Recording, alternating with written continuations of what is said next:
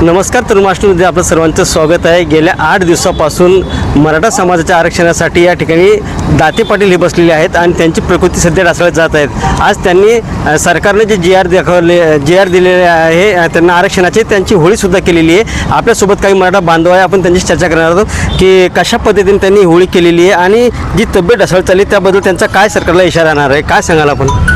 बघा, गेल्या 4 वर्षापासून महाराष्ट्र सरकार मराठा समाजाला झुलवत ठेवत आहे। प्रत्येक वेळेस आंदोलन झालं की सरकार आंदोलकाची चर्चा करते आणि सरकार सांगते की मराठा समाजाला अमुक दिलं, मराठा समाजाला तमुक दिलं, हा जी आर काढला, जी आर काढला। आणि मला तर नवीनच या गोष्टीचं भानगड वाटते की जे मराठवाड्यात राहतात, ज्यांना हैदराबाद गॅजेट लागू आहे त्यांना सगळे ओबीसी जाणार, सगळे कुणबी होणार हे सरकार म्हणते। पण ज्यावेळेस आम्ही अधिकाऱ्याकडे गेलो त्यांना सांगितलं माझं स्वतःचं, मी म्हणलं की मला कुणबी सर्टिफिकेट द्या, त्यावेळेस त्यांनी सांगितलं की तुमची नोंद आहे का गॅजेटमध्ये, तुमची वंशावळी जुळते का? मला असले भानगडी काहीच नाहीत माझ्याकडे, मी मराठवाड्याचा आहे, महाराष्ट्रात राहतो, मी हैदराबाद गॅजेटनुसार मला ते आरक्षण कुणबी प्रमाणपत्र त्यांनी स्पष्ट शब्दात नकार दिला। ज्यांची नोंद नाही, ज्यांची वंशावळ नाही त्यांना बिलकुल कुणबी प्रमाणपत्र मिळणार नाही। परंतु लोकांच्या डोक्यात झालेलं आहे की जे मराठवाड्यात राहतात त्यांना सगळ्याला आरक्षण भेटणार आहे, हे सरकार लबाड बोलतंय। हा जो संभ्रम आहे हा दूर झाला पाहिजे, लक्षात घ्या। त्यामुळंच दाते पाटील मराठा क्रांती मोर्चासह या ठिकाणी उपोषणाला बसलेत। सरकारने अनेक वेळेस लबाड बोललेलं आहे आणि त्यामुळे ह्या सगळ्या लबाड बोललेल्या गोष्टी मराठा समाजाच्या काडीच्या उपयोगाच्या नाहीत। त्यामुळं आज आम्ही त्या सगळ्या होममध्ये स्वाहा करून टाकल्या, सगळ्या जाऊन टाकल्या, कारण त्याचा आम्हाला काही उपयोगच नाही, असा विषय।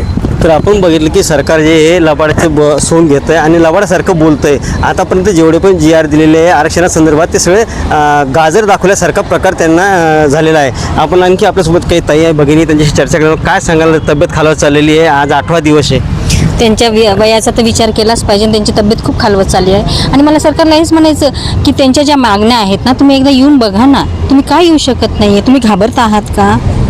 तुमची त्यांची इतक्या तासन-तास चर्चा झालेली आहे या आरक्षणाच्या संदर्भात, त्या पॉईंटच्या संदर्भात, या तुम्ही एकदा येऊन बघा। माझी अशी मागणी आहे की त्यांच्याकडे एका कोणीतरी वरिष्ठांनी येऊन त्यांच्या परत वाटल्यास इथे येऊन तुम्ही त्यांच्या मागण्या काय ऐका, तुम्हाला जर त्यांच्या समजल्या नसेल तर, आणि येऊन त्यांची तात्काळ दखल घेऊन त्यांचा अन्नत्यागाचा जो हे त्यांनी मांडलेला आहे तो मोकळा करा। कारण त्या माणसाच्या वयाचा विचार करा बरं। का आता मराठा माणसाला काही झालं तर इतर मराठी आता शांत बसू शकणार नाही, हे सुद्धा तुम्ही लक्षात ठेवा।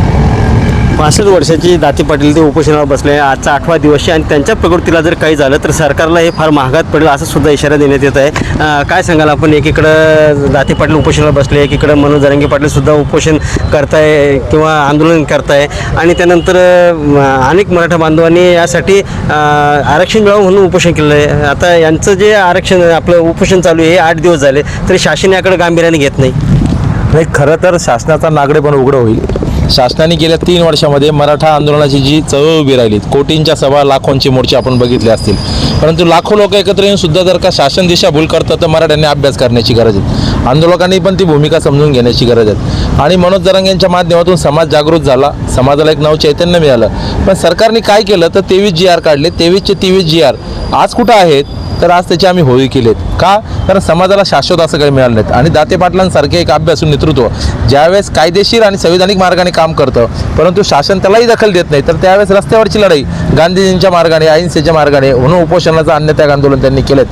पण 8 दिवसापर्यंत आता आपण 8वा दिवस आहेत, एकही शासनाचा प्रतिनिधी, पालकमंत्री जर का ते पण जबरदस्ती आले तिथं, त्यांना यायची इच्छा नव्हती कारण उत्तर देऊ शकत नाहीत। कमिशनर सोबत बैठक झाली तर कमिशनरकडे उत्तर नाहीत, ते म्हणतात शासनाने जे आम्हाला दिले त्याचं आम्हाला अनुपालन करावं लागेल। पण शासनाने काय दिलेत कारण की त्याचं आउटपुटच काही निघत नाहीत। आमचं आव्हान आहे शासनाला, उद्याच्या उद्या जर का विखे पाटील जे अध्यक्ष आहेत समितीचे, यांनी ती SOP दिली, यांनी तो 2 सप्टेंबरचा जी आर दिलाय, जर का त्या जी आरमध्ये काही असतं तर देवेंद्र फडणवीस नागपूरला निघून गेले नसते त्या दिवशी, आणि देवेंद्र फडणवीसांनी त्याच दिवशी सांगितलं ज्याच्या नोंद असतील, ज्याची वंशावळ जुळेल त्यालाच कुणबी प्रमाणपत्र मिळेल, अन्यथा हैदराबाद गॅझेटियर लागू नाहीत। एक मुख्यमंत्री जर का हे सांगतो आणि मुख्यमंत्री फक्त मुख्यमंत्री नाही, ते वकील आहेत, त्यांना कळतं की आपण काय दिलेत, एक संभ्रमित अवस्था तयार केली आहे। म्हणून मराठा समाजाचे जरांगे असो किंवा आता दाते पाटील असो यांनी संविधानिक मार्गाने लढा उभारले आहेत, पण आम्ही तरुण पोरं त्या मार्गाने चालणार नाहीत। आता आम्ही भगतसिंगाच्या माध्यमातून जाऊ आणि क्रांतीची ज्वाला, इन्कलाब जिंदाबादचा नारा देऊन उद्यापर्यंत जर का विखे पाटील संध्याकाळपर्यंत आलं नाहीत तर कमिशनर ऑफिस इथून 200 फुटावर आहेत,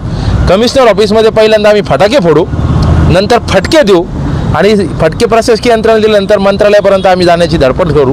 आम्हाला जर का न्याय मिळाला नाही, आमच्या दाते पाटलांच्या जीवाला जर का काही बरं वाईट झालं, तर मग शासनाने 345व्या मराठा माणसाचा खून केला असं आम्ही जाहीर करून मंत्रालय जाण्यापर्यंत मराठा क्रांती मोर्चा केल्याशिवाय राहणार नाहीत. कारण या सरकारला प्रेमाची आणि संविधानाची भाषा समजत नसेल तर यांच्या कानाखाली आवाज देण्याची वेळ आलेली आहे.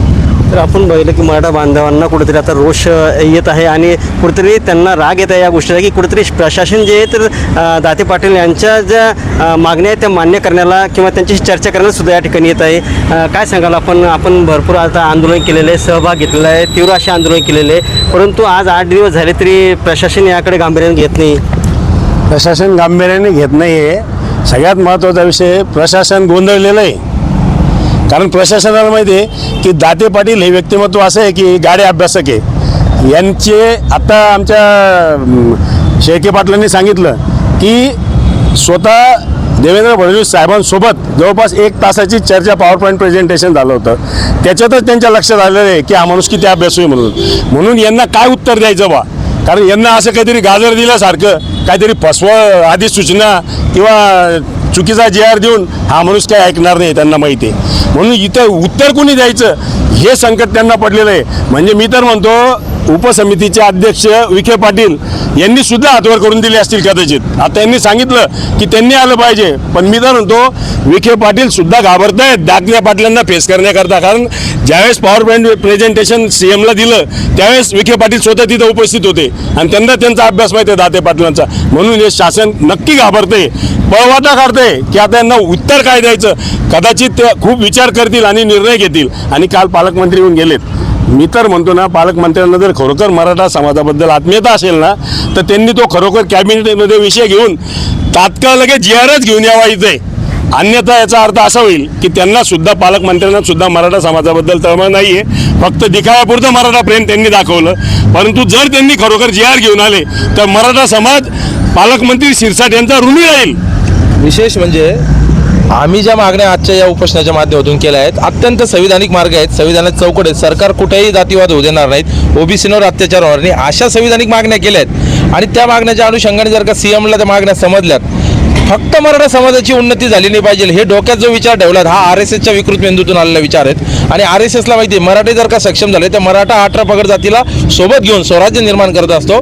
आणि मराठ्यांचं म्हणजे छत्रपती शिवरायांच्या विचाराचं स्वराज्य या मातीत उभं राहून आहेत. त्याच्यामुळे ही सगळी RSSने केलेली विकृती आहेत आणि त्या विकृतीला उद्या संध्याकाळपर्यंत आम्ही प्रत्युत्तर दिल्याशिवाय राहणार नाहीत. सरकारने समजून घ्यावं की 8 दिवस जर का एक 65 वर्षाचा तो वयोवृद्ध माणूस ज्यांची अँजिओप्लास्टी झाली आहे तो जर का या पद्धतीने उपोषण करू शकतो तर आम्ही तरुण बांधव कोणत्या पद्धतीने तुम्हाला प्रत्युत्तर देऊ याचा इशारा आम्ही सरकारला देतो. काय सांगाल, वाशीला जाऊन तुम्ही गुलाल उधळला तरी तुम्हाला आज होळी करावी लागलेली आहे आणि एकीकडे आज मनोज जरांगे पाटील जे आहे तर अभ्यासकांची जी आहे आज बैठक घेत आहे, कसं बघताय याकडं? सरकारला मनात मराठा समाजाला आरक्षण द्यायचं नाही. त्याच्या मागचं मोठं कारण आहे की सरकारला फक्त मतं घ्यायची आहेत आणि मराठा समाजाला झुलवत ठेवायचं आहे. त्यामुळं जितका मराठा समाजाचा प्रश्न चिघळत राहील तितकं मराठा समाजाचे मतं सरकारला घेता येतील त्यासाठीचं नियोजन चालू आहे. म्हणजे सरकारची नियत ही खोटी आहे. मराठा समाजाला बिलकुल त्यांना मदत करायची नाही असं त्याच्यामधून दिसतंय. त्यामुळं मराठा क्रांती मोर्चातर्फे जे दाते पाटील या ठिकाणी उपोषणाला बसलेत हे शाश्वत आरक्षण मागतायत, हे खरं आरक्षण मागतायत, हे संविधानाला धरून मागतायत, हे टिकाऊ आरक्षण मागतायत. आणि ह्या आंदोलनामुळं कुण्याही समाजावर अन्याय होणार नाही असं संविधानाला असलेलं आमच्या हक्काचं आरक्षण मागतायत. हे सरकारने दिलं पाहिजे, हे सरकार देत नाही ही सगळ्यात मोठी शंका ती आहे. म्हणून या सरकारला आम्ही सांगतो की तुम्ही खरं तुमचे अभ्यासू लोक पाठवा, तुम्ही या आणि खऱ्या अर्थानं दातेपण चर्चा करून मराठा समाजाला कायम टिकणारं शाश्वत आरक्षण द्या. तर आपण बघितलं हे ते मराठा समाज बांधव यांनी सांगितलं आहे की दाते पाटील जे आहे त्यांची प्रकृती ढासळत चाललेली आहे आणि कुठेतरी शाश्वत आश्वासन ते मागत आहे. राज्य सरकारने जे आहे तर 28 त्यांना JR दिलेलं आहे, परंतु एकही JRमध्ये त्यांना प्रमाणपत्र मिळत नाही आहे. त्यामुळेच आज त्यांनी कुठेतरी त्या JRची होळी या ठिकाणी केलेली आपल्याला पाहावयास मिळत आहे. मी रवींद्र सोडकर, तरुण महाराष्ट्र, छत्रपती संभाजीनगर.